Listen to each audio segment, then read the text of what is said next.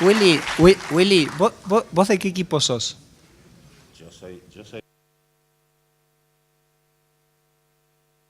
de River. Si fueras de Gimnasia te tendríamos con Ribotril, pero yo la verdad que Está... Sí, ¿está prendido? ¿Está prendido? No, la gente de Planeta me pedía que escribiera un libro sobre la situación económica de Argentina y le decía, la verdad que no, es bravo escribir un libro de coyuntura de Argentina, porque uno lo escribe, lo termina y en este país cambia todo tan rápido que a los 3 meses está totalmente desactualizado. Pero lo que nunca pensé es que iba a quedar desactualizado por el fútbol, ¿no? Porque yo arranco el libro diciendo soy un optimista incorregible, solo así puede explicarse que sea hincha de Gimnasia y Esgrima La Plata, y justo sale el libro la semana que asciende Gimnasia, así que bueno, la verdad que lo cual demuestra que la incertidumbre de Argentina realmente es en todas las dimensiones, ¿ok? Argentina nunca deja de darte sorpresas. Bueno, antes que nada un par de agradecimientos a Ernesto, Mauricio y Willy por acompañarme hoy acá. A todos ustedes, muchísimos amigos. No los vemos muchos porque con la luz no se ven muy bien las caras, pero muchas gracias a todos por estar. Y un agradecimiento especial a mi mujer, Josefina Rouliet, que fue la que inventó el título. Así que bueno, ella la verdad que se merece una contribución bastante especial. Yo les quiero contar cómo leer este libro, porque hay 3 maneras de leer este libro. Yo le hice una pequeña trampita a Mauricio y Ernesto porque esto que les voy a contar a ustedes no se los dije a ellos porque quería que lo leyeran todo. Pero este es un libro que tiene varios capítulos y entre cada capítulo tiene una pequeña historia. Las historias tienen 2 o 3 páginas como mucho.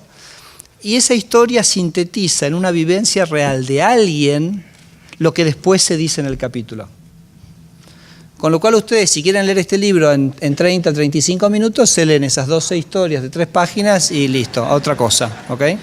Y son historias, porque yo digo, la impronta de este libro es el optimismo. La verdad que el libro, yo creo, te gastaba con lo de River y tu pesimismo porque sacaste muchas cosas por ahí no muy optimistas cuando la tónica del libro es el optimismo, ¿no? Ahora voy a explicar incluso el optimismo sobre el pasado. Pero esas historias tienen muchos elementos de optimismo. Tienen la historia de la persona que descubrió que Mendoza es el mejor lugar del mundo para hacer papas, o la historia de esos enólogos de Argentina que descubrieron que no había que seguir el protocolo del Malbec de Francia que habían heredado 100 años antes, que se podía innovar y de repente transformaron un vino que era un vino de baja calidad por un vino de altísima calidad. Las historias de 4 amigos que un día decidieron hacer una empresa de software y terminaron haciendo la empresa de software más importante de Argentina. Y también algunas historias personales como la que contaba Willy de ese viaje que hice a China hace 20 años, 2 días en un tren de Hong Kong a Shanghái, y cuento que el último día lo terminé enseñándole inglés a todos los chinos del vagón, que básicamente además me desvalijaron, casi me dejaron en calzoncillo porque me pidieron todo lo que tenía, me pidieron, y era gente tan encantadora que entregué todo prácticamente, ¿no? Así que hay muchas, y hay anécdotas también de otros países, por ejemplo, cuando empiezo el capítulo de la segunda presidencia de Cristina, cuento la historia del primer presidente de Ghana, que tiene un derrotero muy parecido a lo que me parece la evolución que va siguiendo Cristina Fernández de Kirchner. Así que bueno, es como una cosa bastante diversa y bastante interesante. Hay una historia puntualmente que sí, quizás me voy a dedicar unos minutos a contarla porque es como de lo más impactante y más inspirador que yo creo que está en el libro, que es la historia de un señor que yo creo que probablemente es una de las personas más responsables del proceso de crecimiento de Argentina de los últimos años, lo decía el otro día en un programa de televisión, y que no es ni presidente, ni ministro, ni gobernador, es un argentino que decidió hacer algo bueno para él y bueno para su país, ¿no? Es una historia que yo cuento, antes del capítulo 2, la historia de vida de esta persona, que era un profesor de bioquímica en la Universidad de Medicina de Rosario. Era militante de la JP, con lo cual cuando vino el golpe él tuvo que exiliarse en su propio país, tuvo que volver a un pequeño pueblo en la provincia de Santa Fe, y ahí exiliado en su propio país, con mucho tiempo en su pueblo, empezó a pensar sobre cómo hacer agricultura de otra manera, y básicamente fue la persona que experimentó por primera vez con la siembra directa y que después decidió hacer el esfuerzo de diseminar ese proceso productivo por todo el país. Y organizó una asociación que explicaba cómo se hacía, iba a los pueblos ganaderos y los sacaban los sacaban carpiendo porque decían acá es imposible hacer soja y él les decía sí, y siempre quedaba uno que probaba y de repente el país se fue transformando y gracias al esfuerzo de esa persona, es un argentino que le dio todo a su país sin pedir absolutamente nada, Argentina pasó de producir 40 millones de toneladas de sojas a 100 millones. Yo creo que los argentinos tenemos mucho Sarmiento, mucho San Martín, pero tenemos muchos héroes vivos. O sea, gente que está acá con nosotros, que como uno dice, estaba Bergoglio, ¿no? O sea, lo teníamos a Bergoglio entre nosotros. Y yo no lo conozco, aviso, aclaro. Pero qué increíble, ¿no? Y son esos argentinos que uno querría decir, a vos te quiero saludar o te quiero abrazar. Y yo puntualmente hoy, está Víctor Truco, que es esta persona en la sala, que no sé dónde está porque no lo veo, pero ¿saben qué? Le voy a pedir que se pare y si todos le damos un fuertísimo aplauso.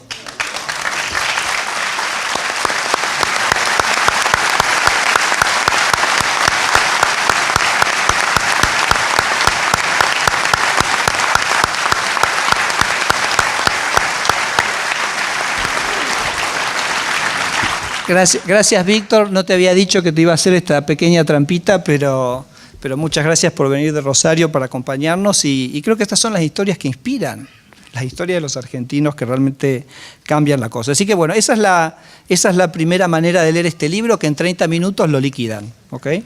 Después, si quieren leer el libro verdaderamente, que son los capítulos, ahí tienen como dos tiempos, ¿no? Porque tienen una parte que es lo que yo llamo el pasado y Cristina, que es como tiene un relato histórico, un hilo conductor histórico, y después la parte de futuro. Y ahí yo les recomiendo que arranquen con el futuro. ¿Okay? Entonces lo segundo que tienen que hacer es arrancar por la parte de futuro. Pero claro, a veces es difícil hablar del futuro sin tener el contexto donde estamos, así que por eso la verdad que escribí esa parte. Pero les decía que es un libro optimista, incluso sobre el pasado, porque nosotros los argentinos llevamos a veces un poco como una mochila esa sensación de que este es un país que, no sé, como que estuvo condenado a muchos años de declinación. Y lo que yo muestro es que es como insólito que hayamos generado esa visión y que esa visión haya perdurado. ¿Por qué? Porque cuando uno mira el ingreso relativo de Argentina, a ver, si nos comparamos con Hong Kong o Corea, sí, no nos va a ir bien, pero tampoco hay por qué compararse con eso. Entonces, si nos comparamos, por ejemplo, con dos países razonables que serían Australia y Estados Unidos, uno encuentra una conclusión sorprendente y es que hasta el año 75 el ingreso relativo de Argentina con esos dos países se mantuvo bastante constante. Tenía sus subas y bajas, pero nada dramático ni nada para pensar que Argentina tenía un desarrollo que era sustancialmente diferente al de esos países. Y lo otro que es sorprendente es que cuando uno mira el desarrollo económico de Argentina del 90 para acá, hoy lo decía en un programa de radio que Argentina había crecido mucho más con Brasil y me decían, ¿en serio? Pero muchísimo más que Brasil, del 90 acá creció la República Argentina. El crecimiento de Argentina del 90 acá ha sido también muy exitoso. Y yo a veces esto lo ilustro con una comparación con España, que la hago en el libro. Comparo los 22 años de Argentina, del 90 al 2012, el crecimiento económico que tuvo nuestro país, con el crecimiento económico que tuvo España del año 85 al 2007. Mi mujer me dice, no hables mucho de España porque ahora están medios cachuzos, pero la verdad que desde el 85 en adelante tuvo un proceso de crecimiento fuertísimo. ¿Y por qué el 85? Porque el 85 es el año que España entra en la Unión Europea y empieza a recibir un montón de recursos de la comunidad. Bueno, Argentina en estos 22 años crece más que España después de entrar en la Unión Europea. Y no estoy hablando de 2 o 3 años, estoy hablando de un proceso de 22 años. Entonces, la verdad que es como sorprendente porque uno dice, hasta el 75 anduvimos bien, desde el 90. Bueno, eso quiere decir que hay un paréntesis ahí, ¿no? Hay un paréntesis entre el 70 y el 75 y el 90, que sí, es de una dramática declinación de Argentina. Y me parece que es muy importante advertir esto porque muchas de las características de las políticas económicas que hoy el gobierno está implementando se parecen mucho a lo que pasó en Argentina entre el año 75 y el 90, que como digo yo, en el medio tuvo esa cosa increíble que fue la vuelta de la democracia en el 83, que me parece que preparó el camino para lo que vino después. Entonces, Argentina no es un país. Entonces lo primero que les pido es que no sigamos pensando que Argentina es un país sistemáticamente condenado al fracaso. Ni siquiera fracasó. Es un país que tuvo 15 años malos. Miren, para que se den una idea de lo que implicaron esos 15 años, si uno, por ejemplo, hiciera como un ejercicio, que es decir, que en esos 15 años haya pasado en Argentina lo mismo en términos de crecimiento que pasó entre el año 30 y el año 75, que no son considerados los grandes años de crecimiento de Argentina, y uno dijera, bueno, reemplazo, ¿no?, lo que pasó entre el 75 y el 90 por esa trayectoria, y después empalmo, hoy Argentina tenía un nivel de ingreso parecido, por ejemplo, al de un país como Alemania. No podríamos decir que Argentina es una sociedad fracasada si tuviéramos ese nivel de ingreso. Entonces yo, la primera idea que les quiero transmitir es que no es cierto que Argentina es un país que siempre ha fracasado. Sí es cierto que tuvimos 15 años difíciles, pero una manera de sacarse, ¿no?, ese pesimismo y esa mala onda que muchas veces llevamos. Así que eso es todo lo que voy a decir respecto del pasado. Tengo una visión optimista sobre el pasado. Vamos al futuro. Vamos al futuro. Y después, Cristina, lo dejaremos para los dos comentaristas. El futuro... Me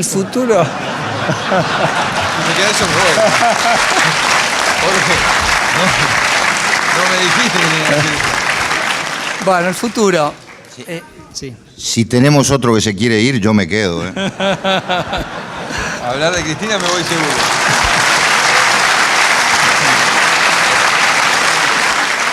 Bueno, el mundo.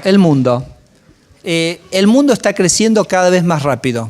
A veces nosotros estamos como mirándonos a nosotros mismos y no nos damos cuenta que el mundo está en un proceso de crecimiento que cada vez se acelera más.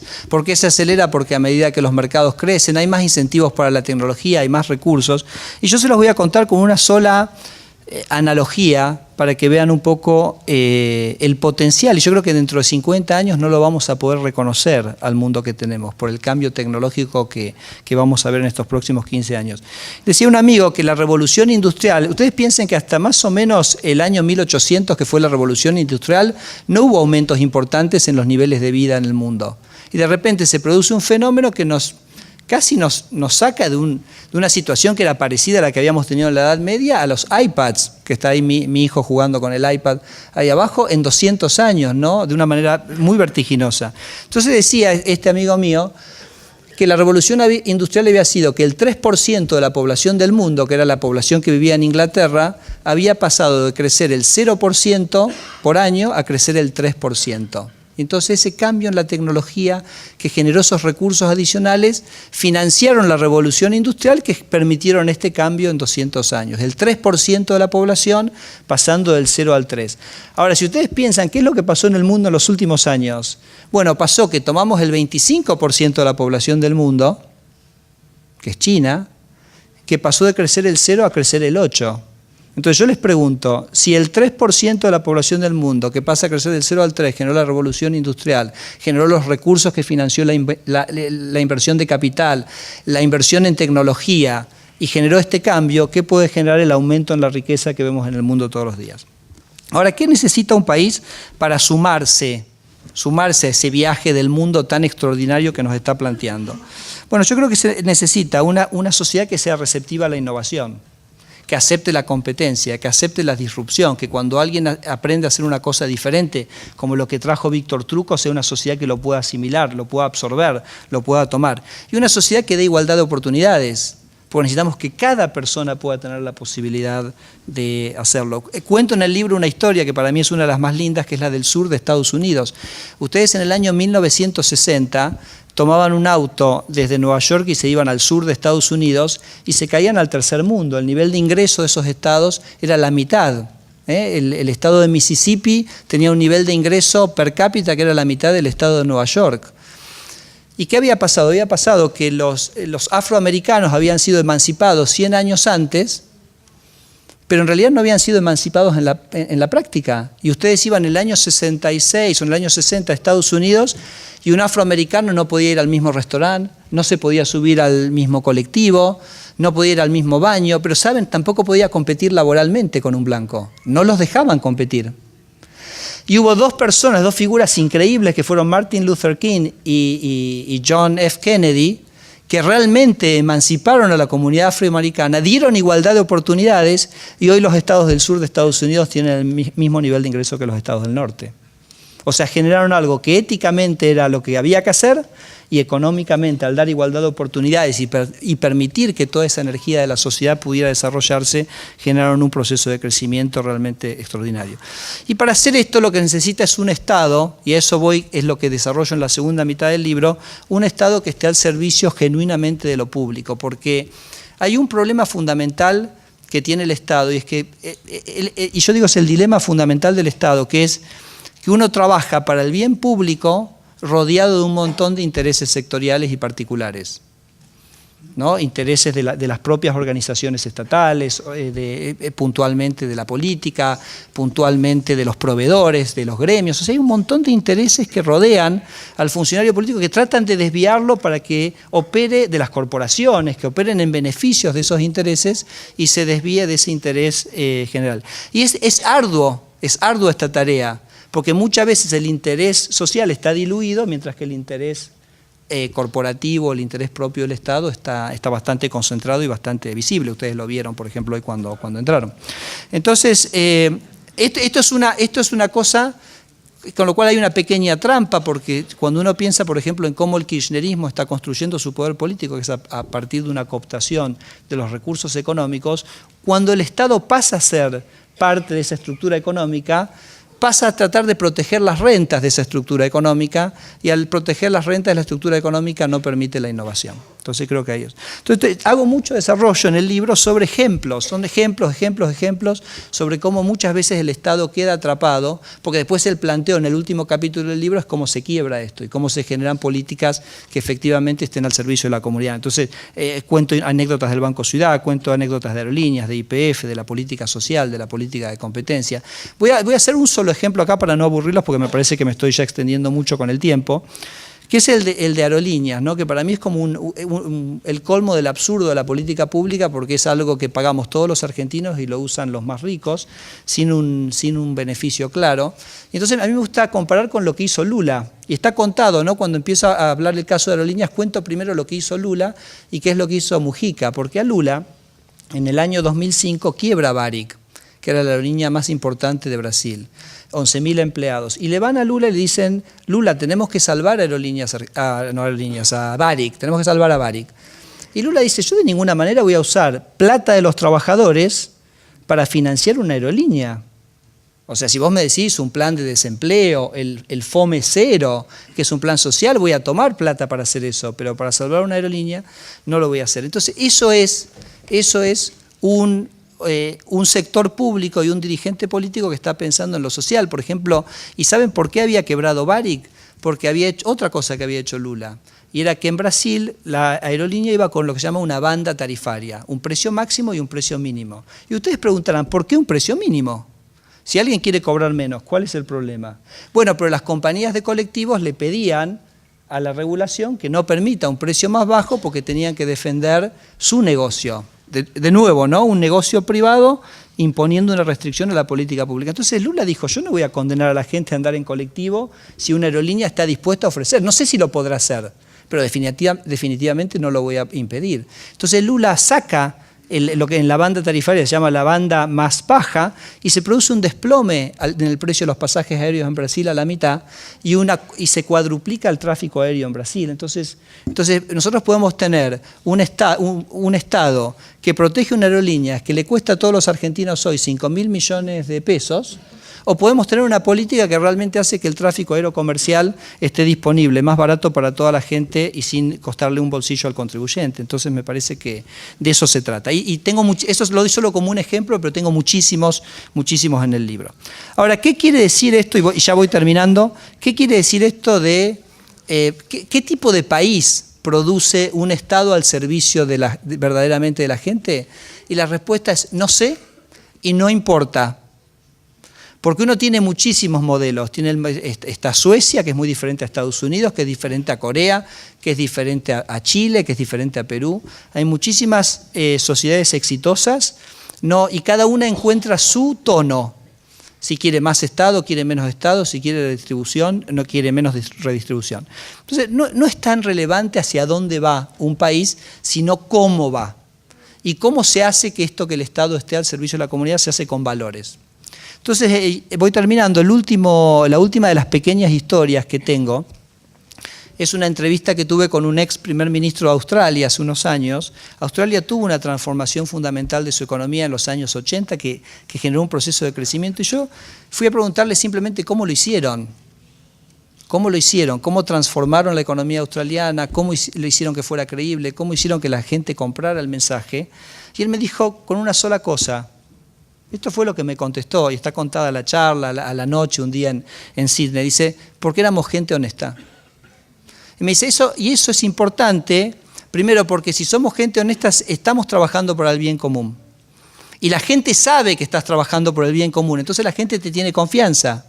Y si la gente te tiene confianza, no está revisando permanentemente qué es lo que hiciste. Entonces vas para un lado, después decís, no, ¿por qué lo hicieron? Vamos para el otro lado.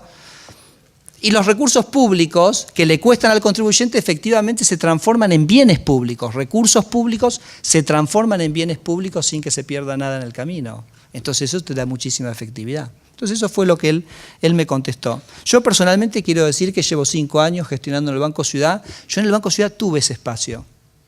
Mauricio Macri, Horacio, Rodríguez Larreta, me dieron, María Eugenia Vidal, que no sé si está o no, me dieron ese espacio para trabajar con esos valores y que permitieron la transformación del Banco Ciudad, que también la cuento en uno de los capítulos. Termino con una historia más y una metáfora. Así como les decía que no seamos pesimistas sobre el pasado, les digo que no seamos pesimistas sobre el futuro. Y muchas veces los argentinos tienen esta idea de que, el tren, tenemos que llegar hasta el 2015, no levantamos más, ¿cómo hacemos para recuperar lo que pasa de acá al 2015? Bueno, yo también en la parte final de esta presentación quiero decirles que tampoco tengan esa sensación, que cuando lleguemos al 2015 y la sociedad esté madura para un cambio, el cambio va a ser muy rápido. Y si les voy a contar con una historia y después con una metáfora. Y la historia para mí es una de las más lindas que cuento en el libro, discúlpame Willy, un minuto más, la cuento en el arranque del capítulo 12, es la historia del país que más creció en el mundo en toda la historia de la humanidad. Y es un país perdido en el centro de África que no tiene acceso al mar, que se llama Botsuana, y que tiene una historia maravillosa porque por allá por los años 50 eran tribus, no era ni siquiera un país, era un protectorado inglés, y en una de las tribus hay un chiquito que va a ser rey, a los 2 años se convierte en rey porque muere su padre.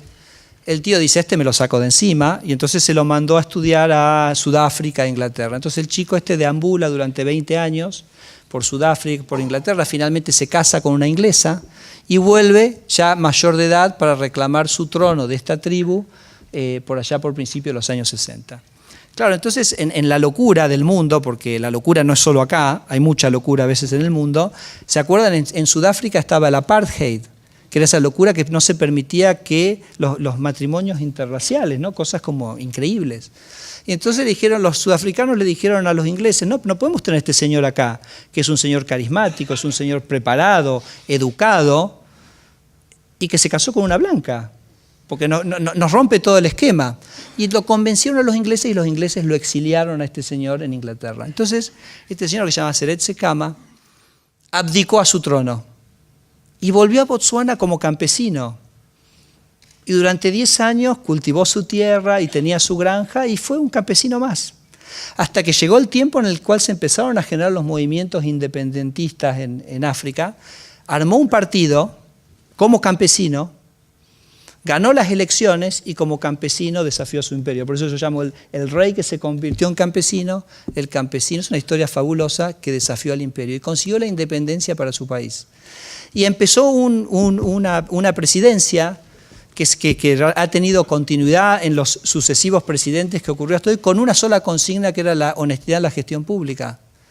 Y ese país, plantado en un desierto en Sudáfrica, creció al 9% durante 50 años, y hoy, siendo un país en el año 66, donde la gente estaba destituida y no tenía ingreso, hoy es un país que es más rico que Argentina. Entonces fíjense si hasta en las condiciones más adversas, con un poquito de normalidad y con un poquito de poner al Estado al servicio de la gente, no se puede dar todo de una manera rapidísima. La metáfora, y con esto termino, no al tren.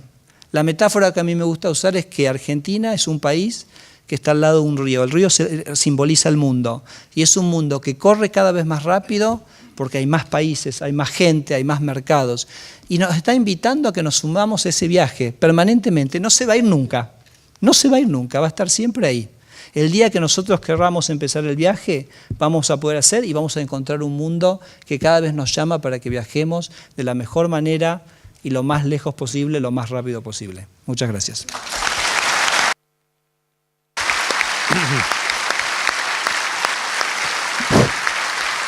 Gracias.